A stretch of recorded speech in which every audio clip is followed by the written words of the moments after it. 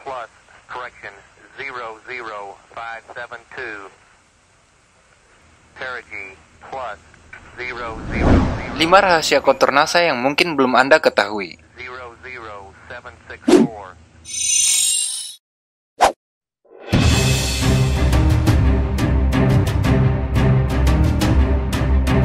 Para pencinta teori konspirasi amat senang menduga-duga rahasia yang ada di dalam Badan Antariksa Amerika Serikat, NASA. Dalam sejarahnya selama 60 tahun, lembaga milik pemerintah itu dituduh bermacam-macam hal, mulai dari rekayasa pendaratan manusia di bulan, hingga pembungkaman rahasia kehidupan angkasa atau alien, dan juga belanja jutaan dolar untuk pembuatan ballpoint angkasa. NASA boleh saja memiliki segudang pakar dan departemen humas yang siap menepis mitos-mitos. Tetapi dalam beberapa tahun belakangan, beberapa rahasia akhirnya terungkap. Sejumlah rahasia itu tidak terbantahkan. Tetapi ada saja yang masih mengundang rasa penasaran.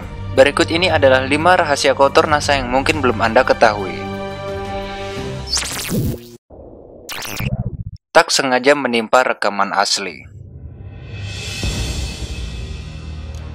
Para pencinta teori konspirasi menuduh NASA mereka-reka pendaratan di bulan, bahkan sejak siaran langsung kejadian itu di televisi. Pada 2006, NASA mengakui tidak berhasil menemukan rekaman asli pendaratan 1969 tersebut, dan suara-suara sumbang semakin gencar. Bahkan seorang pejabat Rusia ikut meramaikan suasana dan menyerukan penyidikan. Tetapi NASA bersikukuh dengan cerita mereka. Menurut Reuters, pada 2004 ditemukan suatu arsip di Sydney, isinya menegaskan kepada NASA bahwa video yang hilang telah ditemukan. Ternyata kabar itu tidak benar, padahal NASA berharap mempertajam rekaman pendaratan tersebut. Sekarang kebanyakan pakar NASA menduga bahwa rekaman-rekaman itu sudah lama hilang karena pemangkasan anggaran. Ada prosedur standar pada 1970-an untuk menggunakan lagi gulungan pita rekaman yang telah beberapa tahun ada di penyimpanan. Rekaman asli pendaratan kemungkinan berada di antara tumpukan 2000 pita rekaman yang dihapus secara magnetis. Lalu apa yang tersisa? Pada 1972, astronot John Young buang angin ketika sedang berdiri di bulan. Secara tidak sengaja, mikrofonnya masih menyala dan NASA merekam obrolan tentang kondisi lambungnya. Astronot itu juga direkam menyantap roti lapis isi daging sapi yang diselundupkannya dalam wahana ketika sedang melakukan dinas lain. Ia berbagi roti itu dengan kopilot, tetapi makanan itu kemudian terurai dan berterbangan dalam wahana, nyaris masuk ke belakang panel listrik hingga berisiko menyebabkan hubungan pendek arus listrik alias korsleting.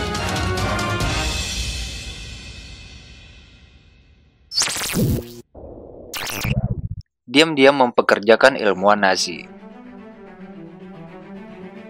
Setelah usai Perang Dunia Kedua, pihak CIA gencar melakukan Operation Paperclip yang bertujuan menarik para ilmuwan Nazi ke dalam program angkasa, militer, dan teknologi Amerika Serikat. Secara resmi, program itu dimaksudkan untuk mencegah agar para ilmuwan Nazi tidak diboyong oleh pihak Uni Soviet. Menurut suatu laporan, ada dokumen yang ditemukan di Jerman, yaitu daftar Onsenberg yang berisi para ilmuwan dan insinyur yang bekerja untuk Nazi. Pihak Amerika Serikat kemudian memboyong 1.600 warga Jerman itu agar bekerja bagi Amerika Serikat guna mengembangkan bermacam teknologi mulai dari roket, supersonik, gas syaraf, hingga rudal. Reaksi terhadap program itu terbelah. Menurut beberapa pihak, jalan sejarah dunia akan sangat berbeda seandainya teknologi Nazi jatuh ke tangan Uni Soviet, sehingga andil para ilmuwan tidak bisa diremehkan. Banyak pihak lain yang memandang Operation Paperclip sebagai kemunafikan berkaitan dengan berjalannya pengadilan Nazi di Jerman. Sementara para ilmuwan luput dari kejahatan mereka tanpa ganjaran ataupun hukuman.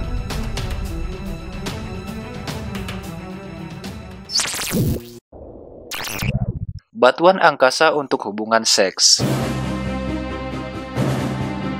Pada 2002, NASA menyebut Heath Robert sebagai anak remaja yang ingin pamer kepada pacarnya. Mereka bersama dengan orang lain menerobos masuk Johnson Space Center dan membawa kabur batuan bulan seberat 270 kg. Roberts dan teman-temannya mencoba menjual batu senilai 21 juta dolar Amerika Serikat tersebut di pasar gelap, tetapi baru ditawarkan setelah ia dan pacarnya menebar batu-batuan itu di atas ranjang dan melakukan seks di atasnya. Mereka bertiga akhirnya tertangkap dan mengaku bersalah. Robert dijatuhi hukuman penjara selama 8 tahun. Kesalahan yang dipidanakan termasuk pencemaran bebatuan itu sehingga tidak ada gunanya lagi bagi penelitian dan perusakan catatan-catatan tulisan tangan selama beberapa dekade saat mereka melakukan perampokan. Di sisi lain, selagi menjalani masa hukuman, Roberts menciptakan teori yang dapat menggabungkan teori relativitas dengan mekanika kuantum oleh Einstein. Pelit urusan asuransi.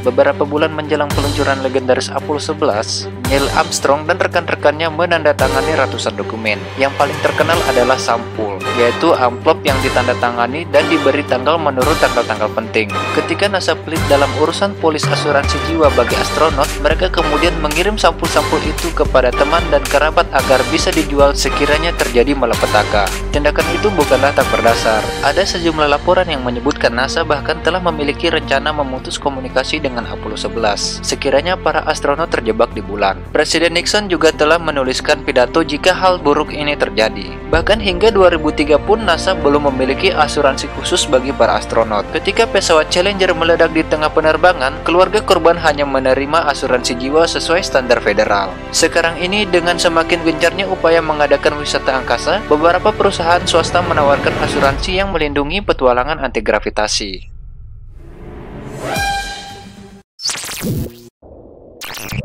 Mantan astronot dan masalah hidup. Program astronot NASA dikenal sangat rumit. Setelah persiapan akademis dan profesional selama beberapa dekade, para kandidat harus memiliki beberapa ciri fisik bawaan, belum lagi dengan persaingan yang ganas. Sejak pembukaan program, hanya ada 257 astronot. Seandainya masuk kriteria sekalipun, kemungkinan terpilih masih hanya 0,8%. Itu pun sebelum bertahan melakukan salah satu pekerjaan paling menantang sedunia. Penyesuaian diri sesudah tugas juga sama sekali tidak mudah. Setelah kembali dari tugas Apollo 11, Buzz Aldrin kesulitan kembali kepada kehidupan sehari-hari. Ia keluar dari NASA, bercerai, menikah lagi, lalu bercerai lagi, dan menderita depresi serta ketagihan alkohol, gagal dinas angkatan udara, dan menjadi penjual mobil Cadillac selama 6 bulan tanpa pernah menjual satu mobil pun. Untunglah akhirnya dia sadar. Ia menikah lagi dan hidup lebih bahagia. Beberapa astronot lain juga bernasib serupa. Lisa Nowak didakwa dengan percobaan pembunuhan karena menyerang saingan romantisnya setelah kembali ke kehidupan sipil. Jim Irwin mengabdikan dirinya untuk mencari bahtera Nuh setelah ia kembali dari angkasa. Seorang insinyur bahkan menuliskan beberapa buku yang diterbitkan antara 1988 dan 1996 yang isinya meramalkan rapture, yaitu peristiwa pengangkatan manusia ke surga.